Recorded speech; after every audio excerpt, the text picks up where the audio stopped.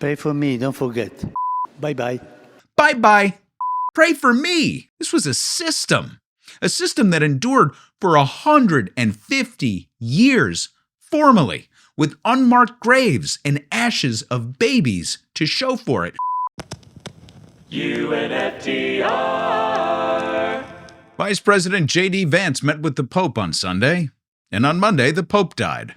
Causation? Correlation? We'll never know. Tens of millions of Catholics the world over are now in mourning over the passing of the first Latin American Pope, who was widely regarded as a liberal reformer. It seemed honestly like kind of a good dude. He used his platform to argue for inclusivity for LGBTQ persons, more prominent roles for women in the church. He committed himself to advocating for environmental stewardship and against rising inequality. He defended the marginalized in society and was considered more approachable and empathetic than many of his predecessors. Conservative Catholics weren't always on board with his approach, especially to updating liturgy, but on balance, he was widely praised. Now, I'm not an expert on the Catholic Church, although I did enjoy Conclave. And as fun as it is to suggest that J.D. Vance is indeed the Grim Reaper, I'm not here to make light of the Pope's passing or pass judgment on how he ran one of the oldest and most venerable institutions in the world. Now, my audience knows that I'm not a religious or even particularly spiritual man. What I am is critical of institutions generally, but I reserve my antipathy for those who wield power to oppress. And because this is a political channel, I only usually cover religion when there's intersectionality with politics or socioeconomics. To the extent religious institutions often do play a vital role in both, that's where I reserve my commentary and judgment.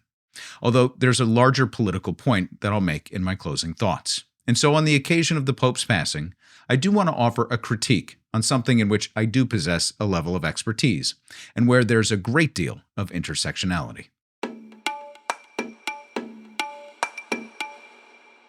We need not look to antiquity to find examples of barbarism or wrongdoing on the part of a religious organization, a nation-state, or even a corporation, of which the Catholic Church is all three.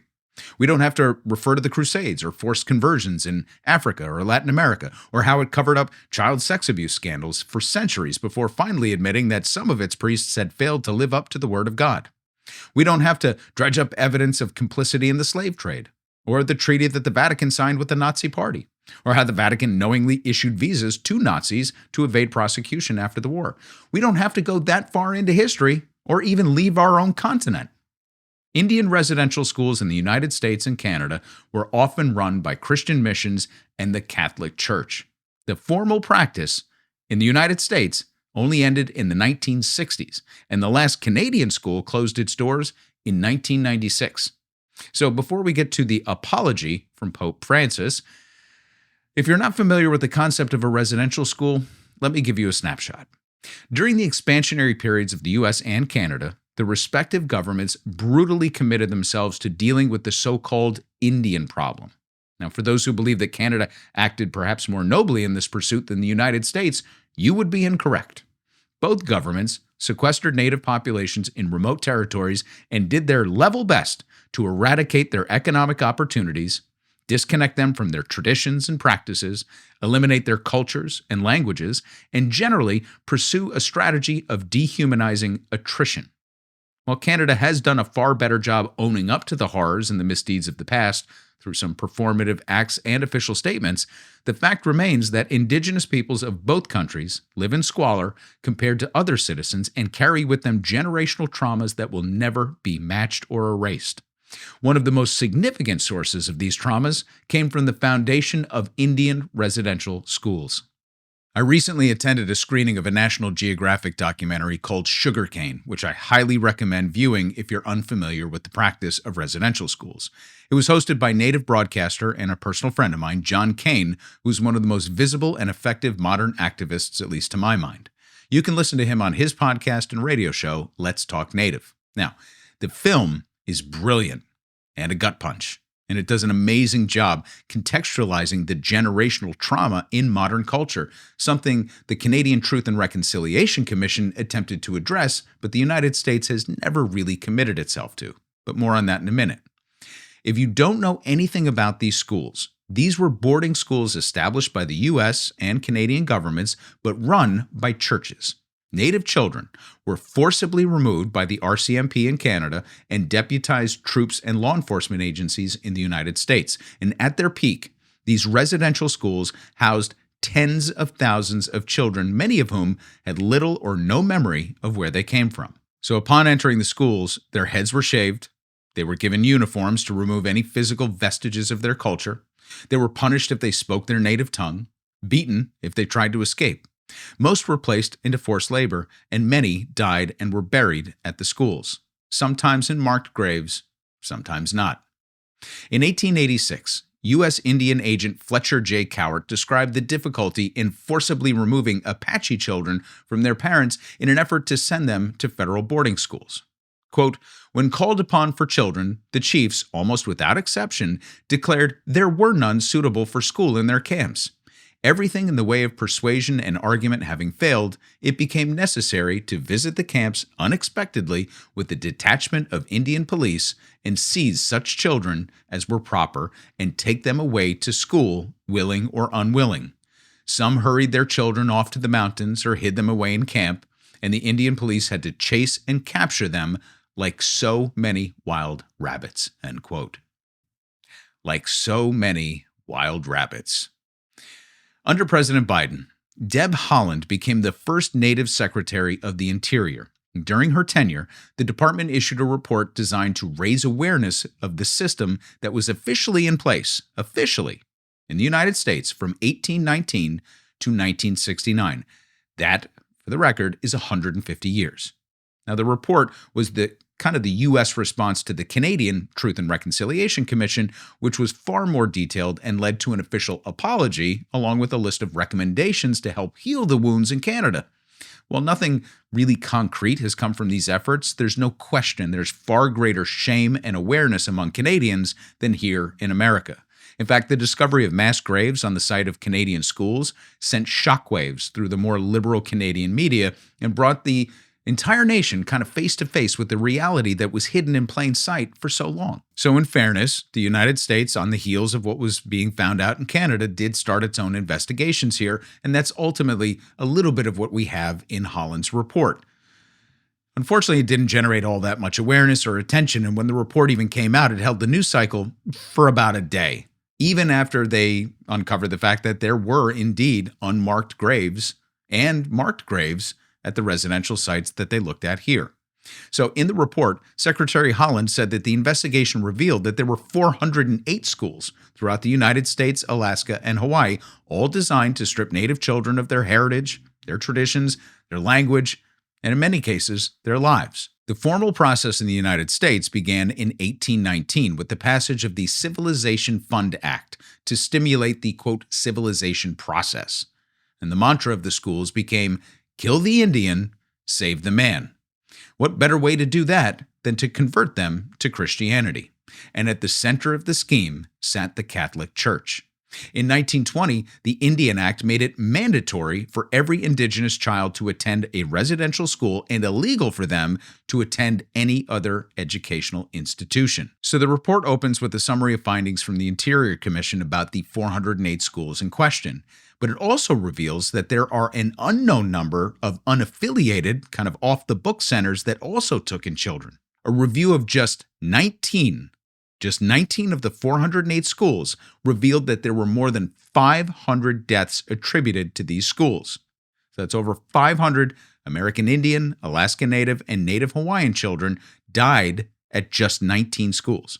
So if this ratio holds for the balance of their investigation, which probably won't happen now that Trump is back in office, that means that there's probably at least 10,000 children who presumably died in the care of the mostly Christian missionary and Catholic schools funded by the U.S. government. So what does that have to do with the passing of Pope Francis?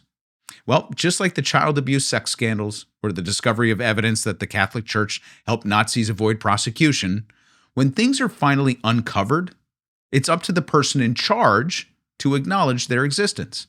So Pope Francis had no choice but to acknowledge the not-so-secret multi-generational torture, abuse, and death of Native children in North America at the hands of Catholic priests and employees. When a delegation of natives traveled to the Vatican to meet with the Pope and several of the bishops, here's a little of what he had to say.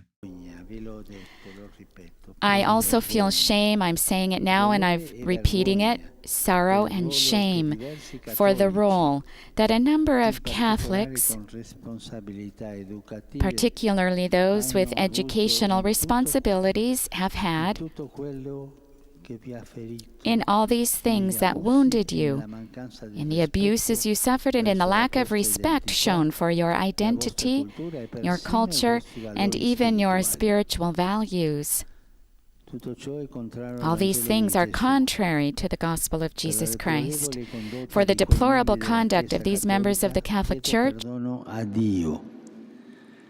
vorrei dirvi di tutto cuore, sono molto addolorato. E mi unisco ai fratelli vescovi canadesi. I ask for God's forgiveness, and I want to say to you with all my heart, I am very sorry. Okay. Go back and listen carefully to the words here.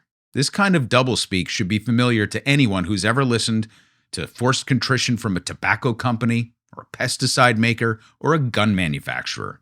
Sorrow and shame for the role Catholics played in wounding natives, abuse and lack of respect for their culture. I'm sorry. I ask for your forgiveness, your pardon. As my friend John Kane said in his remarks after the screening, what boarding schools do you know of that have cemeteries filled with unmarked graves of their students? Or that most school graduates are called alumni, not survivors? Now, many in the delegation who traveled to see the Pope were still practicing Catholics. You want to talk about Stockholm Syndrome? Looking to the CEO to take responsibility, the man in charge of the church. It wasn't some random Catholics who ran afoul of their faith. They were formally in charge of building the schools, working with authorities to fill the schools, to shave the heads, change their names, change their religion, beat the language out of them systematically. They had playbooks. They had rules that they followed. They built the buildings. They dug the graves. They raped the children. They impregnated young girls and, as the documentary showed, incinerated the babies. Yeah, some of the schools had incinerators. You know, if you only admit to something when you get caught, that seems a little unreligious-y to me. And when you blame it on the people affiliated kind of with the thing that you do, and then just express sadness at their misdeeds, but don't take responsibility for the institutional systemic design of the thing that you run, or do anything to compensate for it, that too to me seems unreligious-y. This wasn't a few rogue priests. This was a system that endured for 150 years formally, with unmarked graves and ashes of babies to show for it. So when the Pope concludes with statements like this, Pray for me, don't forget. I'll pray for you. Thank you very much for your visit. Bye-bye. Bye-bye. They played this clip in the documentary as well, which made my blood boil. That's why I was so tuned to this. Bye-bye. Pray for me. Bye-bye. Here's the political point I want to make to bring it home. And I'm directing this, by the way, to Democrats and my side of the political spectrum generally. See, when an institution is corrupt, it doesn't matter how kind the face is. Joe Biden passed himself off as a kindly old man fighting for the soul of America. Barack Obama offered hope and change. Bill Clinton felt your pain. But under every one of their administrations, we carried out horrific acts abroad. We allowed our institutions to fail Black and brown Americans, established devastating policies toward immigrants, and fostered greater inequality by preserving the rights of the wealthy. The only difference between these administrations and the Republican ones is that they were honest. They own up to being assholes. LBJ was an actual asshole. But we got the Civil Rights Act under him. We got Medicare and Medicaid. because the people demanded it. If and when we ever get another crack at taking over this country, we don't need another kind face and spokesperson.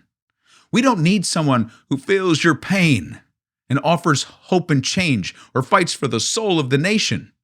And we certainly don't need someone who feels shame and sorrow for the actions of some people who just happen to share a faith. We need to own our shit and demand more from our leaders and do better. So I'm sorry if I find it at this moment difficult to mourn.